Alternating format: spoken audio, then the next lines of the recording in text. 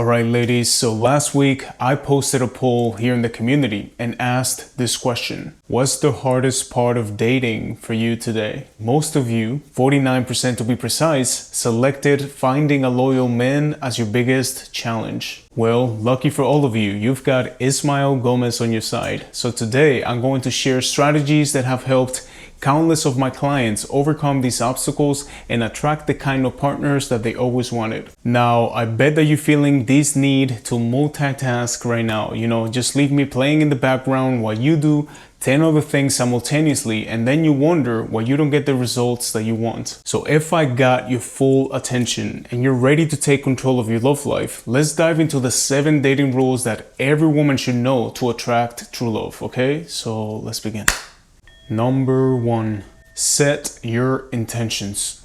Have you ever heard the phrase, the universe is always listening, or God is always listening? And let me tell you that I've seen this in my own life, attracting everything that I ever wanted. Most of you approach dating with a maybe mindset, okay? You say, maybe I'll meet someone one day, or if it happens, it happens. You're sending mixed signals to the universe. So why would it bring you anything at all? Setting a clear intention, okay? I want to meet my dream man. I'm working on attracting my dream relationship. Not maybe, I'm not sure, okay? That won't take you anywhere. Now, as you know, I always speak about detachment. So how can you have clear intentions and be detached at the same time? Well, because the thing is that you're not focused on the when and how it would happen, okay? You're focused on becoming the woman who attracts it. It's like you're studying for a test, even though you have no idea what's going to be on the test. If you study, if you read, if you become a better student, you would always get better results. And the same applies to love.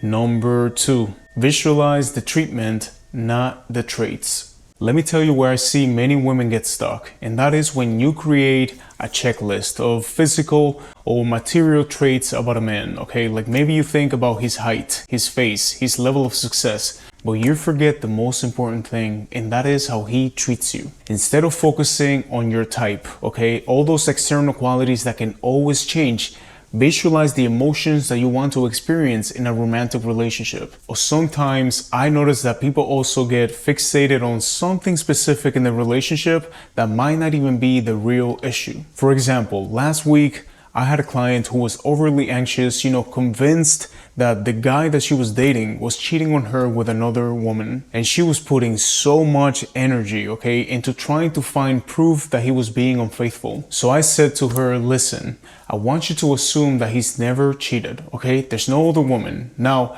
I want you to take a step back.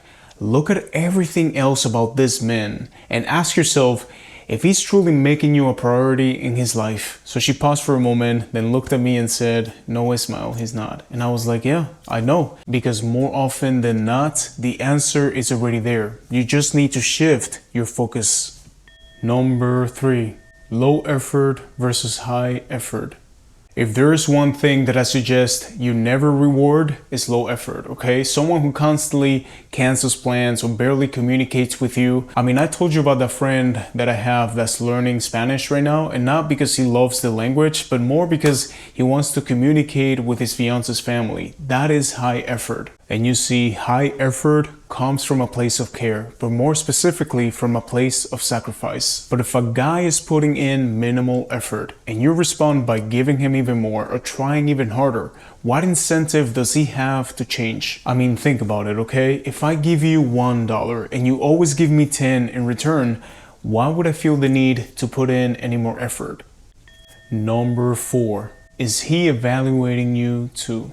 When I was in my 20s, I wasn't focused on having a committed relationship, okay? I was mostly focused on having fun, I was rushing into intimacy, lusting over women, and being led by attraction alone. I used to care more about feeling attracted to a woman than understanding who she truly was on a deeper level. And this is a sign of emotional immaturity, especially in men, okay? When we rush into things without any real intention or thought about the future. But as a man matures and he starts having a clear vision of the type of life that he wants to build for himself, he will become more selective with the woman that he lets into his world. Let me give you an example so you see what I mean, okay? Imagine that he loves eating meat and you mention that you are a vegan, okay? A man who's serious about finding a committed partner, he's going to ask questions about your vegan lifestyle. See how this might influence the relationship, how it might affect him, okay? But if he simply brushes it off, okay, when you say it, or he just dismisses it as unimportant, that is a sign that he's not thinking long term. Number 5, set your deal breakers. You will never attract your dream partner if you don't learn how to say no to the wrong ones, okay? And the faster you do it, the better. So many people spend 5 years in a relationship that should have lasted 1 year, or 6 months with someone that they should have never even gone on a second date with. This is why it's so important to have clear deal breakers, okay? Non-negotiables, the things that you simply won't compromise on. I can guarantee you that without them, you're going to waste a lot of time with men who aren't right for you. One of my sisters, when she was single, okay, she had this deal breaker that she didn't want to marry someone who didn't want any kids. And she met some amazing guys, okay? But if a man said to her that he wasn't sure about having kids, that it was a maybe, that was it. She walked out right there. She was so clear about wanting someone who genuinely wanted to be a father that she didn't settle until she found him.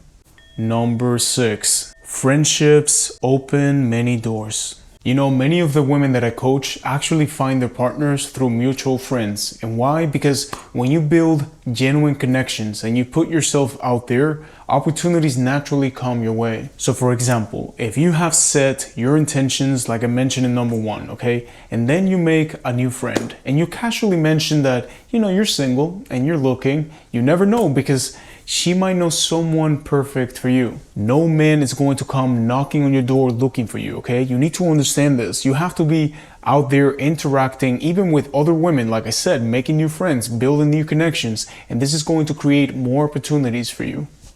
And final, number 7, don't overshare about your past. I always suggest not sharing too much about your past relationships when you're getting to know someone.